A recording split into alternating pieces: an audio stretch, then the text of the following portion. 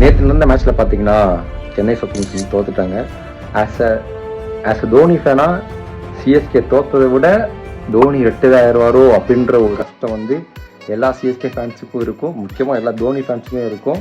அதே மாதிரி எனக்குமே ரொம்ப வந்து ஃபீலிங்காக தான் இருக்குது. சிஎஸ்கேவோட அஃபிஷியல் ஹேண்டிலே பார்த்தீங்கன்னா இந்த மாதிரி ஒரு ட்வீட் போட்டிருக்காங்க. அதில் முக்கியமாக பார்க்க வேண்டிய விஷயம் என்னென்னு பார்த்தீங்கன்னா, dear fans go home safely அப்படின்ற மாதிரி மென்ஷன் பண்ணி போட்டிருக்காங்க. அது எதனால ஒரு இன்ஃப்ளூயன்ஸ்னு பார்த்துட்டிங்கன்னா, நேற்று நடந்த மேட்ச் அப்படி தான் இருந்துச்சு. பொதுவாகவே வந்து விராட் கோலி வந்துட்டு ஓவராக வந்து ஊன்னு சொல்லி அக்ரெஷன் பண்ணி தான் பண்ணிகிட்டு இருப்பாப்புல. ஹிஸ்ட்ரி எடுத்து பார்த்தீங்கன்னா, சப்போஸ் தோனின்ற ஒரு ஆள் வந்துட்டு அப்படி பண்ணியிருந்தானா விராட் கோலி மாதிரி ஒரு 6க்கும் ஒரு 4க்கும் ஒரு கப்புக்கும் ஜெயிச்சு கொடுக்குறப்போ வந்து அவர் அக்ரெஷன் அப்படி காமிச்சிருந்தாருன்னா இந்நேரம் வந்துட்டு எந்த டீமாவது வந்து முன்னாடி நின்றுக்க முடியுமா? தோனி ஃபேன்ஸாக இருந்த எல்லாரையும் அடித்து ஓட விட்டுருப்பாங்க. நம்ம ஒரு பப்ளிக் ஃபிகராக இருக்கோன்னா, இவ்வளோ கோடி பேர் நம்மளை பார்க்குறாங்கன்னா, அவங்க வந்து நம்ம ஒரு பேடாக இன்ஃப்ளூயன்ஸ் பண்ணக்கூடாது அப்படின்றத வந்து ஒரு மைண்ட் செட்டை வந்து நம்ம வச்சுருக்கணும். அது மட்டும் இல்லாமல் தோனி ரிட்டையர் ஆவாரான்ற கேள்வி வந்து யாருக்குமே தெரியாது. திடீர்னு வந்துட்டு ஒரு இன்ஸ்டாகிராம் வீடியோ மூலியமாவோ இல்லை ட்விட்டர் வீடியோ மூலமாவோ ரொம்ப வந்து ஹர்ட்டிங்காக இருந்துச்சுங்க. ஆகஸ்ட் 15 அன்றைக்கி வந்து தோனி வந்து இந்த மாதிரி ரிட்டையர் ஆகிட்டு ஒரு வீடியோ போட்டிருந்தாரு. இப்போலாம் இருந்துச்சு. அவரோட எக்ஸ்பீரியன்ஸ் எல்லாம் போடுறப்போ வந்து ரொம்பவே வந்து ஒரு மாதிரி கண் கலங்க வச்சிருச்சு. அவ்வளவோ பார்த்தாச்சு, 2008 பார்த்தாச்சு. நம்ம வந்து எவ்வளவோ கப்பு, எவ்வளவோ விக்ட்ரி, எவ்வளவோ க்ளோஸ் மேட்சஸ்ஸு.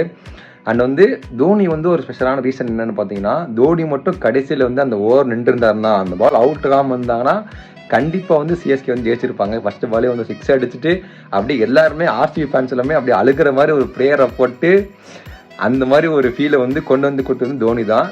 எத்தனை மேட்ச் வந்து விராட் கோலியாக இருக்கட்டும், சச்சினாக இருக்கட்டும், ரோஹித் சர்மா ஆகட்டும், இந்த மாதிரி வந்து ஒரு பரபரப்பான ஒரு எண்டிங்கில் போயிட்டு அடிச்சு கொடுத்துருக்காங்கன்னு தெரில. தோனி எந்த அளவுக்கு ஸ்பெஷல், ஏன் ஸ்பெஷல் பார்த்தீங்கன்னா, ஸ்டார்டிங்கில் வந்துட்டு ஒரு ப்ரெஷர் இல்லாத ஒரு டைமில் வந்துட்டு நீங்கள் 100 இல்லை 50 அடிக்கிறதுன்றது வந்து ஓகே, அதுவும் பெரிய விஷயம் தான். ஆனால் அதை விட குரூசியலாக ரொம்ப ரொம்ப முக்கியமான விஷயம் எப்போன்னு பார்த்தீங்கன்னா, எண்டிங்கில் உனக்கு வந்து க்ரௌடே சுற்றி கத்திக்கிட்டு இருக்கோம், மைக்கில் அனௌன்ஸ் பண்ணுவாங்க, இன்னும் 6 பால் தான் இருக்குது, 20 ரன் அடிக்கணும் அப்படின்னு கத்துறப்போ அந்த ப்ரெஷரை வந்து மைண்டில் வாங்காமல் எடுத்துக்கிட்டு ஒரு பால் வந்து 6 அடிச்சு பவுலர் வந்துட்டு எப்படி தான் டாக்டிக்காக போடணுமோ, யாக்கர் போகிறானோ எல்லாத்தையும் பார்த்து 6, 4 அடித்து அந்த 6 பால் 20 ரன் அடித்து ஜெயிச்சு கொடுக்குறதுன்ற ஒரு விஷயம் இருக்குல்ல, அதாங்க தோனியோட ஸ்பெஷல்.